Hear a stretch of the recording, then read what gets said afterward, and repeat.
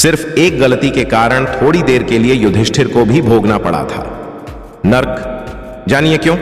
नमस्कार मित्रों, जय श्री कृष्णा, राधे राधे। स्वागत है आपका हमारे इस हर इंसान अकेला है 923 यूट्यूब चैनल पर। महाभारत में ऐसी अनेक रोचक बातें हैं जिनके बारे में कम ही लोग जानते हैं। ये बात तो सभी जानते हैं कि पांडवों में से सिर्फ युधिष्ठिर ही सह शरीर स्वर्ग गए थे, लेकिन ये बात बहुत कम लोग जानते हैं कि स्वर्ग जाने से पहले युधिष्ठिर को नर्क ले जाया गया था। युधिष्ठिर ने अपने जीवन में सिर्फ एक ही गलती की थी, जिसकी वजह से उन्हें नरक देखना पड़ा। आगे जानिए युधिष्ठिर ने ऐसा क्या किया था। पांडव जब स्वर्ग के लिए निकले तो रास्ते में ही द्रौपदी, भीम, अर्जुन, नकुल और सहदेव की मृत्यु हो गई। इसके बाद देवराज इंद्र युधिष्ठिर को अपने रथ में बैठाकर सह शरीर स्वर्ग ले गए। स्वर्ग जाकर युधिष्ठिर ने देखा कि वहां दुर्योधन एक दिव्य सिंहासन पर बैठा है, अन्य कोई वहां नहीं है। यह देखकर युधिष्ठिर ने देवताओं से कहा कि मेरे भाई तथा द्रौपदी जिस लोक में गए हैं, मैं भी उसी लोक में जाना चाहता हूं। मुझे उनसे अधिक उत्तम लोक की कामना नहीं है। तब देवताओं ने कहा कि यदि आपकी ऐसी ही इच्छा है तो आप इस देवदूत के साथ चले जाइए, यह आपको आपके भाइयों के पास पहुंचा देगा। युधिष्ठिर उस देवदूत के साथ चले गए। देवदूत युधिष्ठिर को ऐसे मार्ग पर ले गया जो बहुत खराब था। उस मार्ग पर घोर अंधकार था। उसके चारों ओर से बदबू आ रही थी। इधर उधर मुर्दे दिखाई दे रहे थे। लोहे की चोंच वाले कौए और गिद्ध मंडरा रहे थे। वहां असिपत्र नामक नर्क था। वहां की दुर्गंध से तंग आकर युधिष्ठिर ने देवदूत से पूछा कि हमें इस मार्ग पर और कितनी दूर चलना है और मेरे भाई कहां हैं।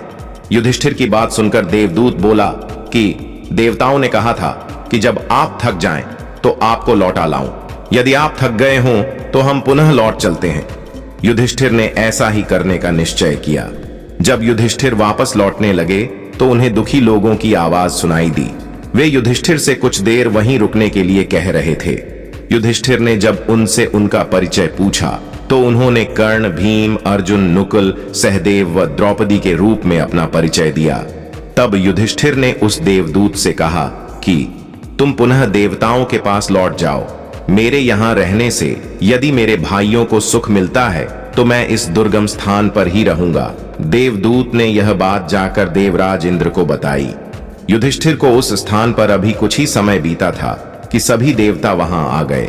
देवताओं के आते ही वहां सुगंधित हवा चलने लगी। मार्ग पर प्रकाश छा गया। तब देवराज इंद्र ने युधिष्ठिर को बताया कि तुमने अश्वत्थामा के मरने की बात कहकर छल से द्रोणाचार्य को उनके पुत्र की मृत्यु का विश्वास दिलाया था। इसी के परिणाम स्वरूप तुम्हें भी छल से ही कुछ देर नरक के दर्शन करने पड़े। अब तुम मेरे साथ स्वर्ग चलो, वहां तुम्हारे भाई व अन्य वीर पहले ही पहुंच गए हैं। देवराज इंद्र के कहने पर युधिष्ठिर ने देवनदी गंगा में स्नान किया।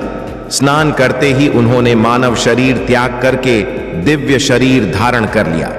इसके बाद बहुत से महर्षि उनकी स्तुति करते हुए उन्हें उस स्थान पर ले गए जहां उनके चारों भाई कर्ण, भीष्म, अर्जुन, नकुल, सहदेव, द्रौपदी आदि आनंद पूर्वक विराजमान थे। वह भगवान का परम धाम था। युधिष्ठिर ने वहां भगवान श्री कृष्ण के दर्शन किए। अर्जुन उनकी सेवा कर रहे थे। युधिष्ठिर को आया देख श्री कृष्ण व अर्जुन ने उनका स्वागत किया। युधिष्ठिर ने देखा कि भीम पहले की तरह शरीर धारण किए वायु देवता के पास बैठे थे। कर्ण को सूर्य के समान स्वरूप धारण किए बैठे देखा। नकुल व सहदेव अश्विनी कुमारों के साथ बैठे थे। देवराज इंद्र ने युधिष्ठिर को बताया कि ये जो साक्षात भगवती लक्ष्मी दिखाई दे रही हैं, इनके अंश से ही द्रौपदी का जन्म हुआ था। इसके बाद इंद्र ने महाभारत युद्ध में मारे गए सभी वीरों के बारे में युधिष्ठिर को विस्तार पूर्वक बताया। इस प्रकार युधिष्ठिर अपने भाइयों व अन्य संबंधियों को वहां देखकर बहुत प्रसन्न हुए। तो मित्रों, वीडियो आपको अच्छी लगी हो तो कृपया शेयर, लाइक और करें। और मित्रों, ऐसे और वीडियो को देखने के लिए चैनल को सब्सक्राइब जरूर करें और कमेंट बॉक्स में सच्ची श्रद्धा से जरूर लिखें। जय श्री कृष्णा, राधे राधे। वीडियो को अंत तक देखने के लिए आपका धन्यवाद।